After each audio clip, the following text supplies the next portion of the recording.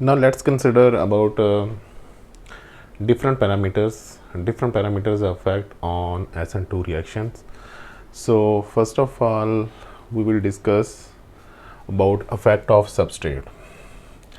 यानी कि सबस्ट्रेट जो है आपके पास अल्काइल हलाइड जो है, बेसिकली हम ये जिक्र करते हैं, जो बार बार लिखते हैं कि RL जो है, तो ये सबस्ट्रेट कैसी हो जो बेसिकली जो है फेवर करती है या डिसफेवर करती है फॉर SN2 रिएक्शंस। तो उसमें कुछ हमारे पास ये एग्जांपल्स हैं जो हमने लिखी हुई हैं।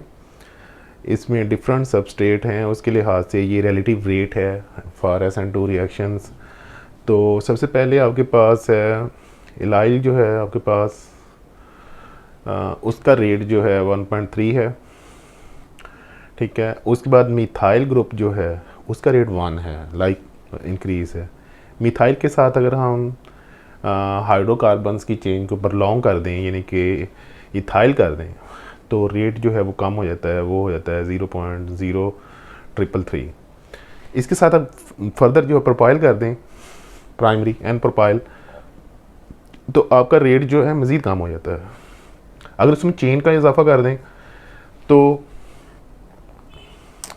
जैसे ये आइसो प्रोपाइल है तो रेट माइनस में चला गया है।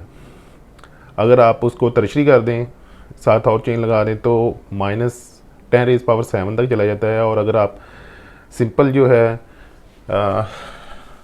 ये तो यहाँ पर इन्हांस किया ना आपने, तो यहाँ पर अगर आप बिल्कुल तरशरी आपके पास अल्काइल हलाइड है तो उसमें रेट जो है नियरली इक्वल टू 0 पर हो जाता है। तो इट मीन्स कि आपके पास जो SN2 रिएक्शंस हैं वो मिथाइल,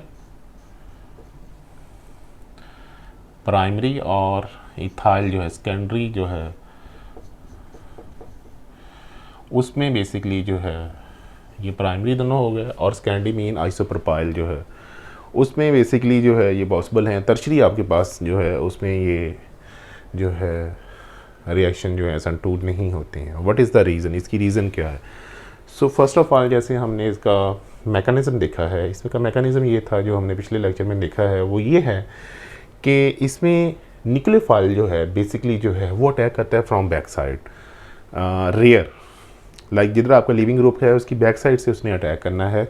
तो ये हमारे पास टर्शरी आपके पास है अल्काइल हाइड है, ये मिथाइल ग्रुप हैं लगे हुए।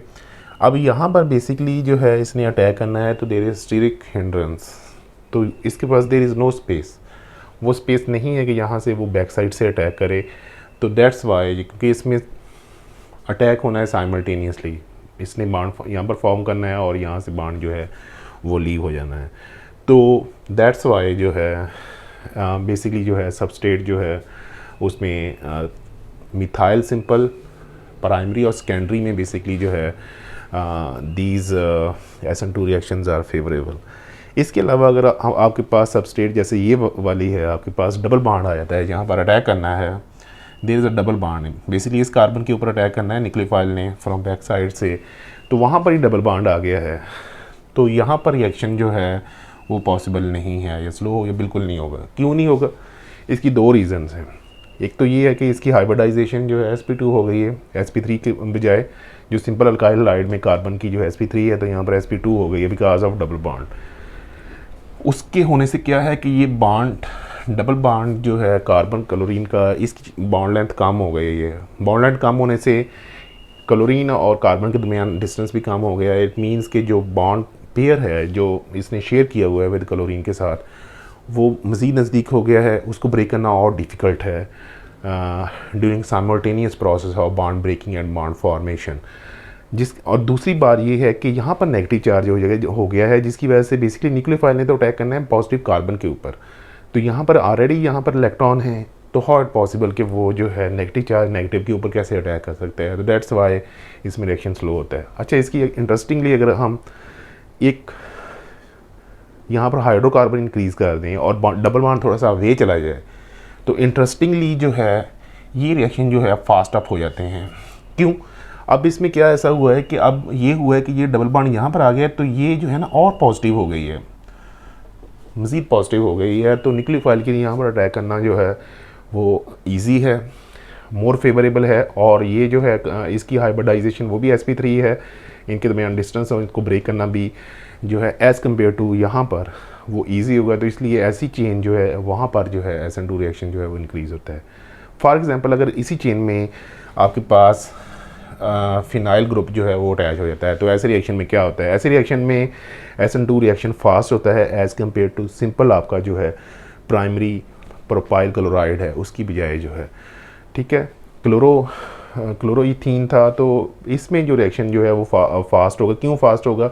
बिकॉज ये वाला जो है इसका इंडक्टिव इफेक्ट जो है बेसिकली जो है वो नेगेटिव है। नेगेटिव इंडक्टिव इफेक्ट होने की वजह से ये वाला कार्बन जो है मोर पॉजिटिव आ जाता है, जिसकी वजह से फिर न्यूक्लियोफाइल जो है मोर रेडली अटैक करता है एज़ कम्पेयर टू इस कार्बन के ऊपर जिसको रिप्लेस करना है from back side. Steric hindrance है, लेकिन इसका इंडक्टिव इफेक्ट जो है वो ज़्यादा डोमिनेट करता है, जिसकी वजह से ऐसी काइंड ऑफ चेन के ऊपर जो है SN2 रिएक्शन जो है वो फास्ट होते हैं। तो सबस्ट्रेट जो है बहुत अहम रोल अदा करती है फॉर SN2 रिएक्शंस। सेकंड हम आते हैं एंटरिंग ग्रुप या न्यूक्लियोफाइल जो है वो कैसा हो। तो हमारे पास जितना स्ट्रॉन्ग न्यूक्लियोफाइल होगा उतना ही आपके पास जो है SN2 रिएक्शन जो है वो तेज़ होगा। बिकॉज आपने देखा है कि रेट डिटर्मिंग स्टेप में न्यूक्लियोफाइल जो है इज़ ऑलरेडी इंक्लूडेड, उसमें न्यूक्लियोफाइल भी साथ में शामिल होता है। तो न्यूक्लियोफाइल की कंसंट्रेशन इंक्रीज़ करें, रेट ऑफ रिएक्शन जो है आपका इंक्रीज़ हो जाएगा सेकंड ऑर्डर, और जितना स्ट्रॉन्ग न्यूक्लियोफाइल होगा उतना ही आपका जो है SN2 रिएक्शन जो है वो इंक्रीज़ होगा। अब इसमें ये है कि न्यूक्लियोफाइल जैसे हमने पहले पढ़ा है, न्यूक्लियोफाइल और बेस इन दोनों को आपस में हम कंपेयर कर सकते हैं। कैसे? बेस का काम जो है वो इलेक्ट्रॉन पेयर देना है हाइड्रोजन को, और न्यूक्लियोफाइल का काम है अपने इलेक्ट्रॉन देने हैं कार्बन को। ठीक है, दोनों की जो है वो सिमिलरिटी इस लिहाज से है कि एक बेस जो है वो अपने इलेक्ट्रॉन देता है हाइड्रोजन जिसमें वो एक्सेप्ट कर लेता है, और ये वाला जो है न्यूक्लियोफाइल जो अपने इलेक्ट्रॉन पेयर है वो कार्बन को देता है। तो हम ऑन सम एक्सटेंट जो है बेसिसिटी को कंपेयर कर सकते हैं विद न्यूक्लियोफिलिसिटी। बिकॉज क्यों कर सकते हैं? क्योंकि बेसिसिटी का ज़्यादा डाटा हमारे पास दस्तियाब है एज़ कम्पेयर टू न्यूक्लियोफिलिसिटी के लिहाज से। तो दोनों को आपस में हम कंपेयर कर सकते हैं कि अगर जिसकी बेसिसिटी ज़्यादा है उसकी न्यूक्लियोफिलिसिटी भी ज़्यादा होगी। तो उसकी दो टर्म्स हैं बेसिकली, एक है हम एक्सप्लेन करते हैं हार्ड बेसिस और दूसरे हैं सॉफ्ट बेसिस। अब हार्ड बेसिस कौन से हैं? ऐसे बेसिस जिसमें डोनर एटम जो है उसकी इलेक्ट्रोनेगेटिविटी हाई होती है, उसको हम कह देते हैं हार्ड बेस। पहली उसमें प्रॉपर्टी तो ये है। सेकंड, उसकी पोलराइजेबिलिटी जो है वो लो होती है। अब what is the polarisability? Polarisability होती है कि मास टू चार्ज रेशो कितनी है, यानी कि आपके पास उसका साइज़ कितना है इलेक्ट्रॉन का और उसके ऊपर चार्ज कितना है। ठीक है, तो वो उस लिहाज से जो बेसिकली बांड की पोलैरिटी है वो कितनी है। तो अगर उसकी लो पोलैरिटी है इट मीन्स कि बांड टाइटली बांड है, उसको ब्रेक करना जो है वो डिफ़िकल्ट है। इजी टू ऑक्सीडाइज कि उसकी ऑक्सीडेशन जो है वो इजीली वो ऑक्सीडाइजेबल हो जाता है। ऑक्सीडेशन रिडक्शन का हम पढ़ेंगे। इस तरह सॉफ्ट बेसिस का आप इसको कर सकते हैं कि जो डोनर एटम है उसकी इलेक्ट्रोनेगेटिविटी लो होती है, सॉफ्ट बेसिस में पोलराइजेबिलिटी जो है वो हाई होती है और हार्ड टू ऑक्सीडाइज जो है उसके होते हैं। लाइक इसकी एग्जांपल है कि एथॉक्साइड जो है ये ज़्यादा बेसिकली बेटर न्यूक्लियोफाइल है as compare to phenyl oxide, और ये ज़्यादा न्यूक्लियोफाइल स्ट्रॉन्ग न्यूक्लियोफाइल है as compare to acetate ion, और ये स्ट्रॉन्ग है NO3 के लिहाज से। इसी तरह अगर हम बात करते हैं हैलोजेंस की तरफ से, तो आयोडाइड जो है ये स्ट्रॉन्ग न्यूक्लियोफाइल है as compare to bromine. Bromine के स्ट्रॉन्ग है as compare to chlorine.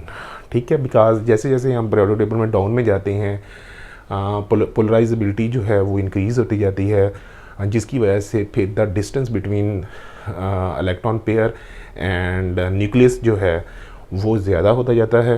Nucleus का होल्ड जो है आउटर जो इलेक्ट्रॉन जिसने डोनेट करने हैं न्यूक्लियोफाइल ने वो कम होता है, और आपका न्यूक्लियोफाइल जो है इजीली इलेक्ट्रॉन जो है वो डोनेट कर सकता है। जितना उसका डिफरेंस जो है शेल का डिफरेंस जो है न्यूक्लियस से अवे होता जाएगा, और जितना वो इलेक्ट्रॉन का डिस्टेंस जो है न्यूक्लियस के पास होगा उतना ही उसके लिए न्यूक्लियोफाइल के लिए डिफ़िकल्ट होगा अपने इलेक्ट्रॉन डोनेट करना फ्रॉम कार्बन। तो ये बेसिक इसमें रीज़न है। RS जो है बेटर न्यूक्लियोफाइल है एज़ कम्पेयर टू RO। क्यों?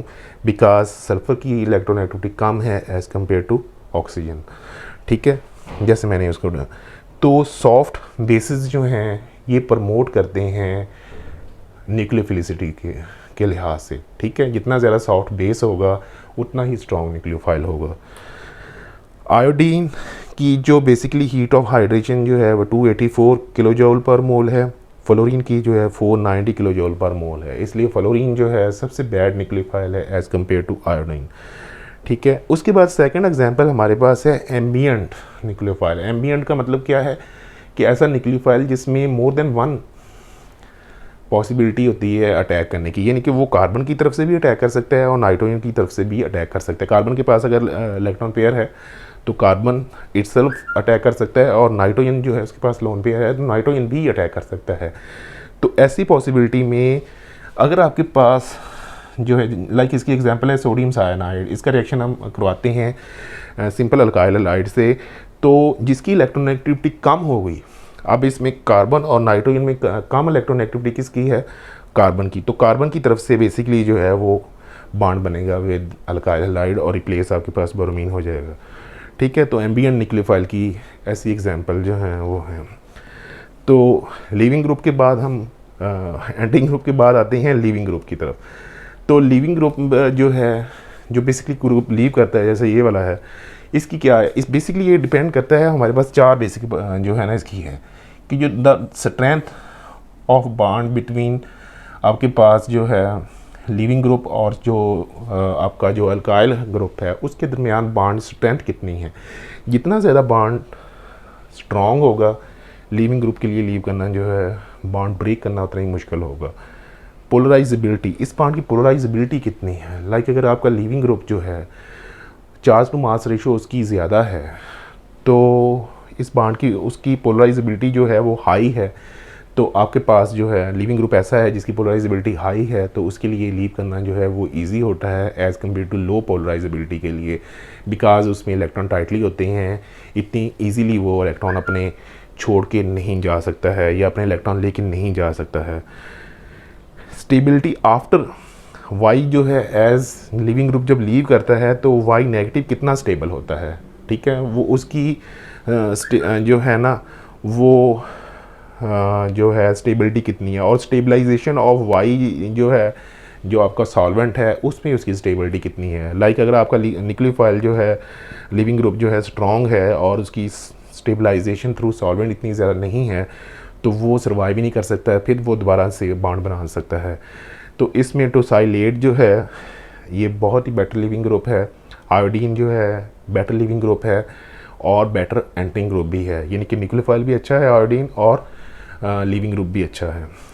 इसके अलावा जो ऐसे जैसे ये OH है, OR है, अमाइड हैं, ये सारे के सारे जो है ना इनको रिप्लेस करना हार्ड है, बहुत मुश्किल है, बिकॉज ये जो है ना इनकी स्ट्रेंथ जो है ये बेटर स्ट्रॉन्ग न्यूक्लियोफाइल हैं तो इनको रिप्लेस करना जो है, और ये बैड लिविंग ग्रुप हैं, स्ट्रॉन्ग न्यूक्लियोफाइल और बैड लिविंग ग्रुप। तो फॉर एग्जांपल इसकी मिसाल है कि अगर ROH का रिएक्शन हम ब्रोमीन से करवाते हैं तो ये रिएक्शन पॉसिबल नहीं है, तो इस रिएक्शन करवाने के पहले हम इसको प्रोटीनेशन करवाएंगे, ROH2 बनेगा, उसके बाद फिर जो है ना हम इसको रिप्लेस कर सकते हैं। तो लिविंग ग्रुप जो है इज़ आल्सो वेरी इंपॉर्टेंट जो है SN2 रिएक्शंस में। आखिरी जो हमारा है सॉल्वेंट्स कैसे हो तो वो फेवर करते हैं SN2 रिएक्शंस को। तो polar aprotic solvents these are favourable for SN2 reaction. इसकी क्या वजह है, because they did not involve hydrogen bonding, इसमें हाइड्रोजन बॉन्डिंग इन्वॉल्व नहीं होती है। इसकी एग्जांपल क्या है कि मिथाइल आयोडाइड का इजाइड के साथ रिएक्शन करवाते हैं तो अगर हम इसका सॉल्वेंट चेंज कर देते हैं, यानी कि मिथाइल अल्कोहल से हम इसको डाईमिथाइल फॉर्मामाइड में कर देते हैं, dimethyl formamide is aprotic solvent, तो क्या होगा कि आपका रिएक्शन जो है 4.5 टाइम्स जो है वो ज़्यादा हो जाता है। इसकी रीज़न क्या है, इसकी रीज़न ये है कि अगर आपके पास जो है प्रोटिक सॉल्वेंट होगा, प्रोटिक सॉल्वेंट ऐसा सॉल्वेंट होता है जिसमें एबिलिटी होती है हाइड्रोजन बॉन्डिंग की और सॉल्वेशन एनर्जी की, तो वो क्या करेगा कि आपका जो न्यूक्लियोफाइल है यहाँ पर जैसे ये वाला न्यूक्लियोफाइल है तो इसको इंगेज कर लेगा, इसके साथ हाइड्रोजन बॉन्डिंग डेवलप कर लेगा आपका सॉल्वेंट।